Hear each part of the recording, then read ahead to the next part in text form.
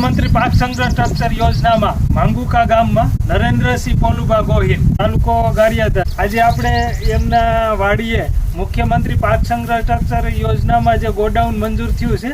એમની આપણે અહીંયા બાંધકામ ચાલુ છે તો એ આપણે બાંધકામ જોઈએ છીએ કે આ યોજના અંતર્ગત એમને જે ખુલ્લી જગ્યા હતી ત્યારે પાયા ગાળ્યા ત્યારબાદ આ બીમ કોલમ ઉપર પ્લિન્થ લેવલ સુધી આ બાંધકામ પહોંચાડ્યું છે અને આ બાંધકામ જો એમની લંબાઈ રહી એ 40 ફૂટ છે અને આ બાંધકામની પહોળાઈ રહી એટલે 15 ફૂટ છે એટલે કે 600 સ્ક્વેર ફૂટનું બાંધકામ રહ્યું એ બાંધકામ